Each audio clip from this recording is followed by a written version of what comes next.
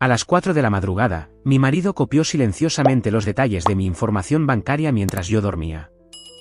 2 semanas después, noté cargos por valor de $89.000 en vacaciones de lujo y electrónica. Cuando entró con bolsas de compras de alta gama, sonriendo con suficiencia, no me merezco cosas bonitas, yo sonreí con calma porque... No estoy seguro de lo que estás sugiriendo, dijo Prudence Mark, con la voz tensa mientras dejaba su taza de café con deliberado control. Soy tu marido, no un depredador financiero. Todo lo que pregunto es por qué no me añades a tu nueva cuenta de inversión. Respondí, manteniendo mi tono uniforme a pesar de la familiar tensión que se acumulaba entre nosotros. Siempre hemos mantenido la transparencia con nuestras finanzas. Ah, sí, suspiró dramáticamente. Es solo una pequeña cartera secundaria con la que estoy experimentando. No todo tiene que ser una empresa conjunta. Su tono cambió, suavizándose hasta convertirse en algo casi condescendiente. Nunca has mostrado mucho interés en la estrategia de inversión antes. ¿De repente te preocupa la asignación de activos? Sostuve su mirada a través de la isla de nuestra cocina, la luz del sol de la mañana entrando a raudales por las ventanas de nuestra casa de Seattle, iluminando la creciente distancia entre nosotros. Me preocupa el secretismo, Mark. Primero, el teléfono bloqueado, luego la cuenta de correo electrónico privada, ahora las finanzas separadas. Estas no son las acciones de alguien que no tiene nada que ocultar. Su rostro se endureció. Después de 15 años, creo que me he ganado un poco de privacidad. Si no puedes confiar en mí con algo tan básico como gestionar algunas inversiones sin tu supervisión, quizás tengamos problemas mayores. Se levantó bruscamente, cogiendo su chaqueta. Llego tarde al trabajo. Podemos continuar esta conversación sobre tus problemas de confianza en otro momento. La puerta principal se cerró con un clic decisivo, dejándome sola con mi té enfriándose y mis pensamientos agitados. Mi nombre es Prudence Westfield, tengo 43 años y soy consultora de gestión de riesgos para compañías de seguros. He construido mi carrera identificando amenazas potenciales y creando medidas de protección antes de que ocurra el desastre. Mis colegas me llaman Prudence la preeminente por mi capacidad de anticipar problemas antes de que se materialicen. Irónico entonces que me pillaran tan desprevenida en mi propio matrimonio.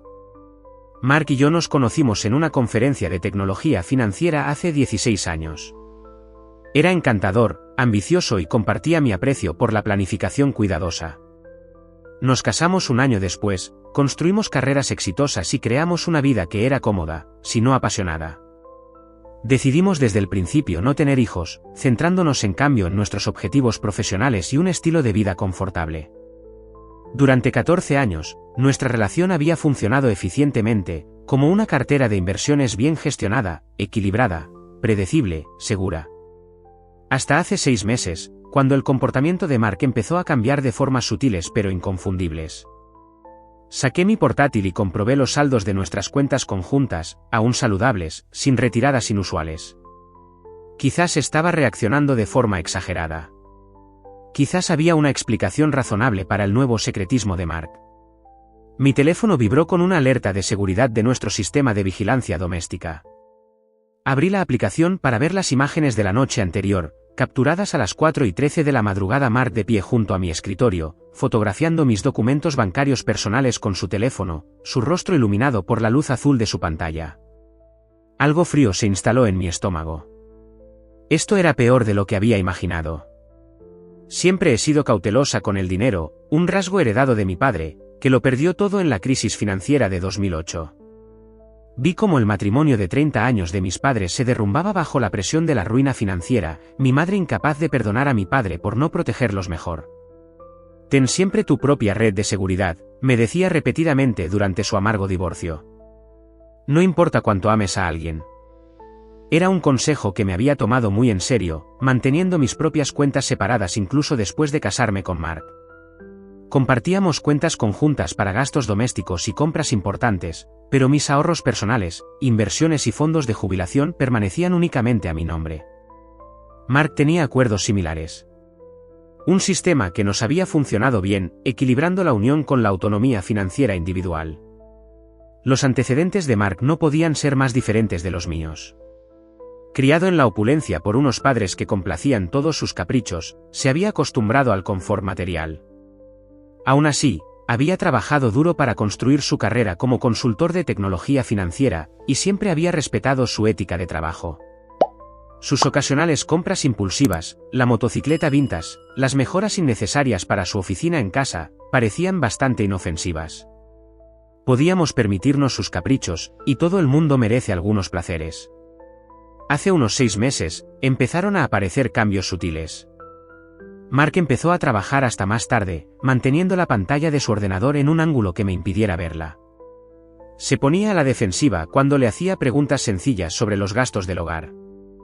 Luego vino la tarjeta de crédito separada, que descubrí accidentalmente mientras organizaba los documentos fiscales, una que nunca había visto antes con importantes pagos mensuales desde nuestra cuenta conjunta. Es para gastos de trabajo, explicó con desdén. La empresa me reembolsa. No es nada que te preocupe. Confié en él a pesar de las débiles alarmas. Después de todo, habíamos construido una vida juntos basada en el respeto mutuo y la honestidad, o eso creía yo. Hace 3 meses, apareció la contraseña del teléfono bloqueado. Hace 2 meses, empezó a recibir correo en un apartado de correos en lugar de nuestra dirección postal. Hace 6 semanas, empezó a retirar cantidades inusuales de dinero en efectivo, $500 aquí, $700 allá, justo por debajo del umbral que activaría la alerta de retirada importante de nuestra cuenta conjunta. Oportunidades de inversión, explicó vagamente cuando le pregunté. A veces necesitas liquidez para el momento adecuado. Asentí y fingí aceptar sus explicaciones, pero en privado empecé a prestar más atención. Instalé un sistema de seguridad doméstico más sofisticado con cámaras de visión nocturna, alegando recientes robos en nuestro vecindario. Creé elaboradas hojas de cálculo rastreando nuestras finanzas, anotando cada discrepancia, cada gasto inexplicable. No quería creer que mi marido me estuviera engañando, pero mis instintos profesionales se habían perfeccionado durante años identificando patrones de fraude, y el comportamiento de Mark estaba activando todas las alarmas en mi sistema de detección mental. Aún así, esperé, reuniendo información, buscando pruebas concretas antes de confrontarlo. Necesitaba estar segura antes de acusar de traición al hombre con el que había compartido mi vida. Las imágenes de seguridad de las 4 de la madrugada de Mark fotografiando mi información bancaria lo cambiaron todo. Ninguna explicación racional podía justificar tal comportamiento. Vi el clip repetidamente, estudiando sus movimientos metódicos mientras rebuscaba entre mis papeles, fotografiaba cuidadosamente mis números de cuenta, contraseñas escritas en mi taquigrafía personal y extractos mensuales. Aquella mañana, después de que Mark se fuera a trabajar, me encerré en mi oficina en casa y comencé una auditoría exhaustiva de todas nuestras cuentas financieras. Todo parecía normal a primera vista, sin transferencias inexplicables desde nuestros ahorros conjuntos, sin cargos inusuales en la tarjeta de crédito. Pero cuando profundicé en mis cuentas personales, aquellas cuyos detalles Mark había fotografiado, descubrí algo que me heló la sangre. Alguien había intentado añadir un nuevo usuario a mi cuenta de ahorros principal, un usuario autorizado con privilegios de acceso completo. La solicitud se había hecho online utilizando mis credenciales, pero estaba pendiente de aprobación a través de un proceso de confirmación que requería una llamada telefónica del banco, una llamada que aún no había recibido. Mis manos temblaban mientras marcaba el departamento de fraude del banco. La amable representante confirmó mis sospechas. Se había iniciado una solicitud de cambio el día anterior, intentando añadir a Mark como titular de la cuenta con privilegios completos. ¿Le gustaría aprobar esta solicitud, señorita Westfield?, preguntó. Absolutamente no, respondí, con la voz más firme de lo que me sentía. De hecho, necesito denunciar un posible robo de identidad. Yo no inicié esta solicitud. Las implicaciones eran asombrosas. Mark no solo estaba siendo reservado, estaba intentando activamente obtener acceso a mis activos personales sin mi conocimiento ni consentimiento. La traición caló hondo, dejándome sin aliento por su magnitud. La representante del banco fue eficiente y compasiva, ayudándome a bloquear mis cuentas, cambiar todas las contraseñas y colocar alertas de fraude en mi crédito. Debería presentar una denuncia policial, me aconsejó. Incluso si no quiere presentar cargos, crea un registro oficial del incidente. Le di las gracias, pero dudé. Presentar una denuncia policial contra mi propio marido parecía cruzar una línea que no podía deshacerse. A pesar de todo, una parte de mí todavía esperaba una explicación, algún malentendido que pudiera salvar las ruinas de nuestro matrimonio. Aquella noche confronté a Mark. Alguien intentó añadir un usuario autorizado a mi cuenta de ahorros personal, dije cuidadosamente, observando su reacción durante la cena. El banco lo ha señalado como sospechoso. Su tenedor se detuvo a medio camino hacia su boca, un destello de algo, sorpresa, alarma, cruzó su rostro antes de recomponerse. Eso es preocupante. ¿Dijeron quién? La mentira salió tan suavemente que casi dudé de lo que sabía que era verdad, casi. Están investigando, respondí, igualando su tono casual. He cambiado todas mis contraseñas solo para estar segura. Un músculo se crispó en su mandíbula. Buena idea. Nunca se es demasiado cuidadoso en estos días. Aquella noche me quedé despierta a su lado, escuchando su respiración uniforme, preguntándome cuán bien conocía realmente al hombre con el que me había casado. ¿Qué más estaba planeando? ¿Hasta dónde llegaría? Y quizás lo más preocupante, ¿por qué ahora, después de 15 años de aparente contentamiento? Necesitaba respuestas, y necesitaba protección. A la mañana siguiente tomaría medidas para proteger mis finanzas contra lo que Mark estuviera planeando. Ya no se trataba de salvar mi matrimonio, se trataba de salvarme a mí misma. A la mañana siguiente llamé para decir que estaba enferma en el trabajo por primera vez en 3 años. Una vez que Mark se fue, con el maletín en la mano y un beso superficial en mi mejilla, entré en acción. Mi primera llamada fue a Diane Blackwood, una contable forense con la que había trabajado en varios casos de fraude a través de mi negocio de consultoría. El engaño financiero entre cónyuges es desafortunadamente común, dijo Diane después de que le explicara la situación, pero intentar obtener acceso no autorizado a las cuentas está cruzando a un territorio potencialmente criminal. Tenemos que actuar rápidamente. Con la guía de Diane, pasé el día implementando salvaguardas financieras.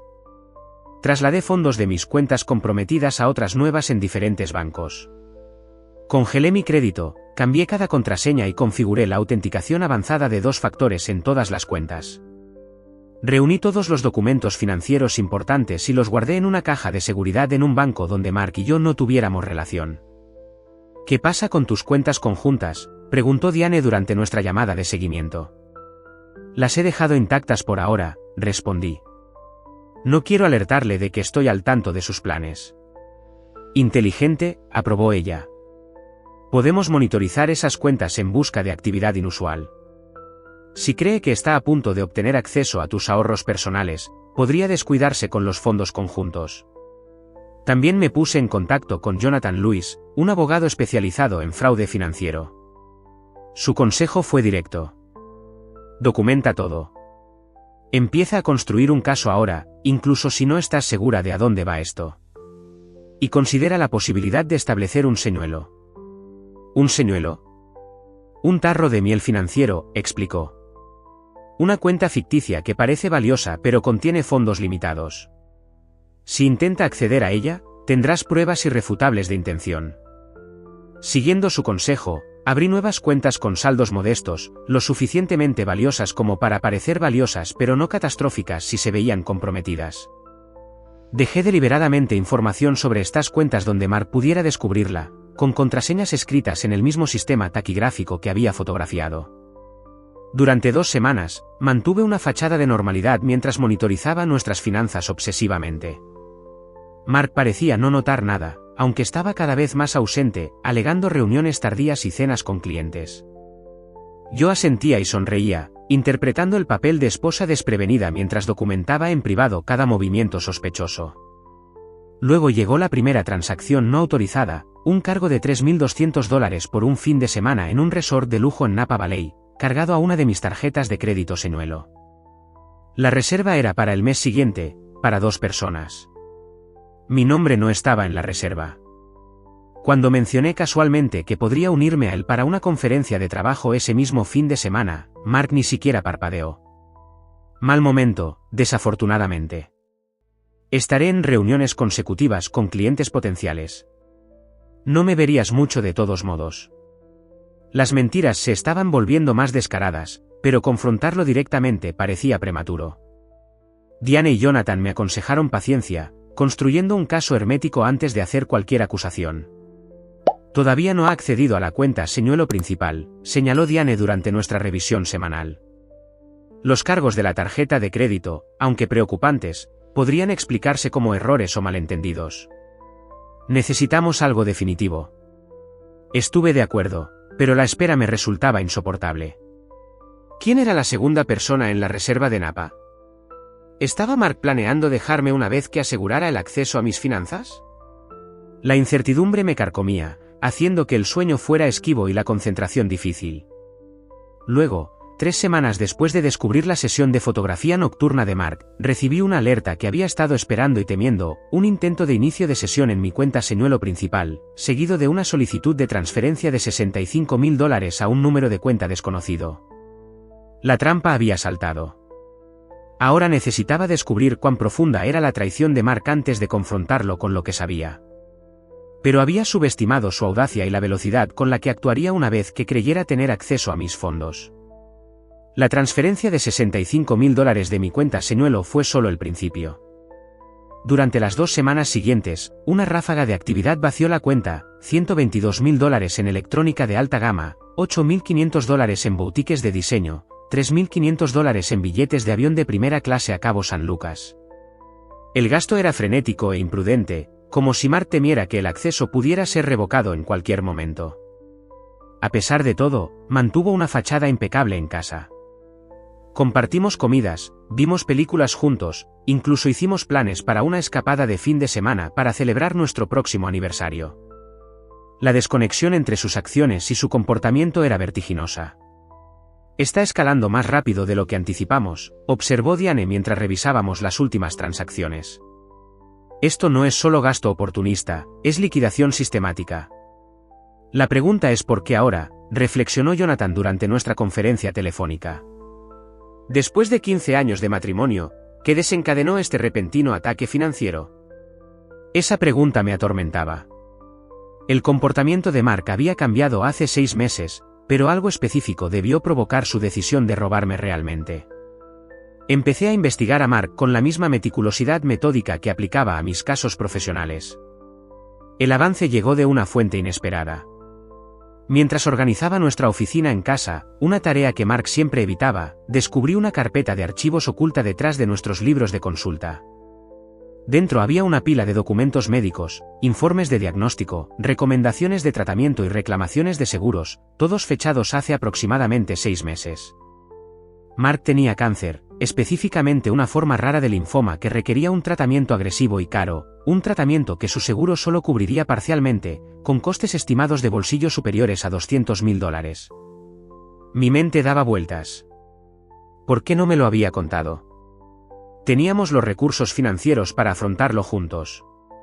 En lugar de eso, había elegido el engaño y el robo en lugar de la honestidad con su esposa de 15 años. Me puse en contacto con el médico de Mark, presentándome como su esposa encargada de los asuntos del seguro. La recepcionista fue servicial. El señor Westfield ha estado respondiendo bien al tratamiento. Su último chequeo mostró una mejora significativa, aunque por supuesto tendrá que continuar con el protocolo de mantenimiento. ¿Y el tratamiento experimental que estaba considerando?, pregunté, buscando información. Oh, decidió seguir adelante con eso el mes que viene. No está cubierto por el seguro, por supuesto, pero dijo que la financiación no sería un problema. Porque planeaba financiarlo con mi dinero. La realización fue como un golpe físico. Compartí mi descubrimiento con Diane y Jonathan aquella noche. Esto lo cambia todo, dijo Jonathan con gravedad. Su motivación podría generar simpatía, pero el método sigue siendo criminal. El cáncer no te da licencia para robar, estuvo de acuerdo Diane, especialmente a tu cónyuge. Podría haber hablado contigo, haber elaborado un plan juntos. A pesar de su tranquilidad, me sentí en conflicto. Mark estaba enfermo, posiblemente luchando por su vida. ¿Podía realmente proceder a exponer su fraude en estas circunstancias? Mi momento de vacilación se evaporó a la mañana siguiente cuando revisé el informe del investigador privado que había contratado por recomendación de Jonathan para determinar quién podría estar acompañando a Mark en sus diversos viajes no autorizados. El informe era exhaustivo y devastador. Mark no estaba planeando estas excursiones con un cuidador médico o un proveedor de atención médica. Su acompañante era Vanessa Daniels, su asistente ejecutiva de 29 años. Los registros de hoteles, las reservas de restaurantes y las reservas de vuelos confirmaban que habían estado viajando juntos durante al menos 4 meses. Las fotos los mostraban en situaciones íntimas que no dejaban dudas sobre la naturaleza de su relación. Mi marido estaba robando mi dinero no solo para el tratamiento del cáncer, sino para financiar un estilo de vida lujoso con su amante. La doble traición cristalizó mi determinación. Cualquier simpatía que su condición médica pudiera haber merecido se evaporó ante esta completa violación de la confianza. Era hora de confrontar a Mark con exactamente lo que sabía y lo que había hecho para protegerme de su calculado engaño. Estaba revisando el paquete de documentación final con Jonathan y Diane cuando mi teléfono vibró con una alerta de seguridad. Mark acababa de usar mi tarjeta de crédito comprometida para hacer una compra de $8.900 en una tienda de electrónica de alta gama a 15 minutos de nuestra casa.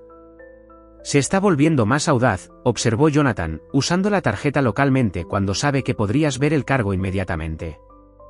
Cree que estoy en el trabajo, expliqué. Había mantenido mi horario normal esa mañana, despidiéndome de Mark con un beso y marchándome a mi hora habitual, pero en lugar de ir a mi oficina, me había reunido con mi equipo legal para finalizar nuestra estrategia. Esta podría ser la oportunidad perfecta para la confrontación, sugirió Diane, cogiéndolo literalmente con la mercancía en la mano. Estuve de acuerdo. Después de 15 años de matrimonio, merecía ver la cara de Mark cuando se diera cuenta de que su plan había fracasado. Cuando llegué a casa, el coche de Mark aún no estaba en la entrada. Me situé en nuestro salón, con la carpeta de pruebas exhaustiva sobre la mesa de centro, extractos bancarios, imágenes de seguridad, informes de investigadores privados, historiales médicos, una documentación completa de su doble vida. A las 2:37 de la tarde, oí su llave en la puerta. Le costó entrar, cargado con bolsas de compras con los logotipos de marcas de electrónica de primera calidad. Al principio no me vio, ocupado colocando sus compras en la mesa de la entrada con evidente satisfacción. ¿Compra exitosa?, pregunté, con la voz calmada a pesar de los latidos de mi corazón. Mark se sobresaltó, casi dejando caer la elegante caja que estaba sacando de una bolsa. «Prudence. Has llegado pronto a casa. Como tú, asentí hacia los paquetes. Cosas bonitas». Se recuperó rápidamente, una sonrisa ensayada reemplazando su sorpresa inicial. «Solo algunas mejoras para mi oficina en casa. El negocio de consultoría está despegando. Pensé que merezco invertir en un equipo adecuado. Con mi dinero». Un destello de incertidumbre cruzó su rostro, rápidamente enmascarado. ¿De qué estás hablando? He usado mis propios fondos. No, Mark, has usado la tarjeta de crédito conectada a mi cuenta señuelo, la que creé después de pillarte fotografiando mi información bancaria a las 4 de la madrugada hace 3 semanas. El color desapareció de su rostro, pero se recuperó con una indignación inesperada. ¿Me has estado espiando? Poniendo trampas. Protegiéndome, corregí, como resultó, con razón. No entiendes, comenzó, cambiando su tono a uno de justificación agraviada. Estoy enfermo. Los tratamientos, sé lo del linfoma, interrumpí. También sé lo de Vanessa. Eso lo detuvo en seco. Por un momento, un shock genuino se registró en su rostro, la constatación de que sus engaños cuidadosamente construidos se habían desmoronado por completo. Entonces, asombrosamente, su expresión se transformó en algo parecido al alivio. Una pequeña sonrisa, casi divertida, se dibujó en sus labios. Bueno, supongo que eso simplifica las cosas. Simplifica, repetí, pillada por sorpresa por su reacción. El divorcio, aclaró, dejando la caja de electrónica y mirándome con una nueva franqueza. Vanessa y yo hemos estado hablando de los siguientes pasos. Esto solo acelera el calendario. Le miré fijamente, atónita por su audacia. ¿Planeas divorciarte de mí después de robar mi dinero? Se encogió de hombros, abandonando toda pretensión.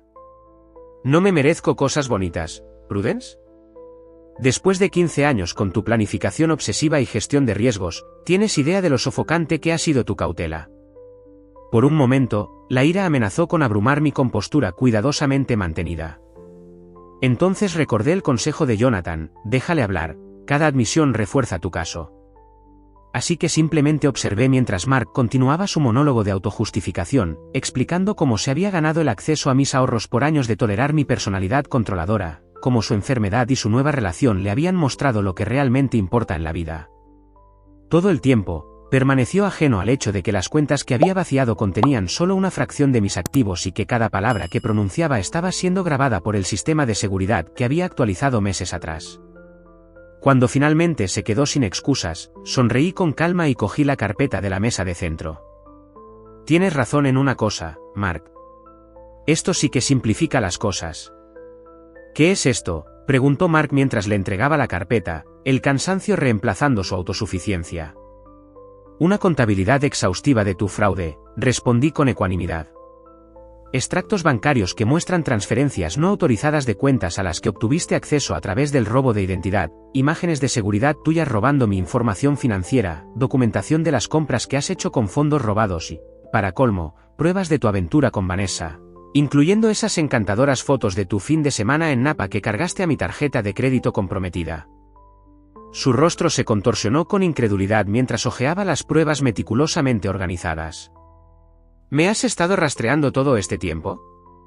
Me he estado protegiendo, Mark. Es lo que hago profesionalmente, ¿recuerdas? Identificar riesgos y mitigarlos antes de que ocurra el desastre. Me levanté y me dirigí a la librería empotrada, deslizando hacia un lado un panel decorativo para revelar una caja fuerte de pared que él nunca había sabido que existía. Las cuentas a las que accediste eran señuelos, contenían menos del 5% de mis activos reales. Mis cuentas reales permanecieron seguras e intactas. Me has tendido una trampa, acusó, con la voz hueca. No, Mark, te di cuerda suficiente para ahorcarte, lo cual hiciste con notable entusiasmo. Saqué una segunda carpeta de la caja fuerte. Esta contiene los papeles de divorcio que mi abogado ha preparado, citando fraude financiero y adulterio. Observarás que he sido excepcionalmente generosa dadas las circunstancias. Tú te quedas con tus activos personales y cuentas de jubilación. Yo me quedo con las mías. Tampoco habrá pensión alimenticia en ninguna dirección. Sus ojos se entrecerraron con un repentino cálculo. ¿Y si rechazo estos términos? Entonces pasamos al plan B. Señalé la carpeta original. Todas esas pruebas van a la policía, al fiscal del distrito y a tu empleador. El fraude financiero que implica esta cantidad de dinero conlleva penas significativas, incluyendo un posible tiempo en prisión. Tu condición médica podría generar algo de simpatía, pero el adulterio socava cualquier afirmación de que esto se trataba únicamente de costes de atención médica. Los hombros de Mark se hundieron mientras las implicaciones completas calaban hondo. Lo has pensado todo. Ese es mi trabajo, respondí simplemente. El trabajo por el que siempre me has resentido por ser buena. Un mes después, me senté en la oficina de Jonathan para nuestra reunión final. El divorcio se había tramitado con sorprendente eficiencia, y Mark había desocupado nuestra casa sin más dramatismos. Realmente no tenía opciones, observó Jonathan, cerrando mi expediente. Las pruebas eran irrefutables. Lo que sí me sorprendió fue el plan de tratamiento médico que propuso al tribunal, añadió Diane. Los costes reales eran significativamente inferiores a lo que afirmaba al justificar su robo. Asentí, habiendo llegado ya a la misma conclusión. Exageró los gastos para racionalizar tomar más de lo que necesitaba. El cáncer es real, pero lo ha estado utilizando como una excusa para financiar su nueva vida con Vanessa. La revelación debería haber dolido, pero en cambio solo sentí una especie de lástima distante.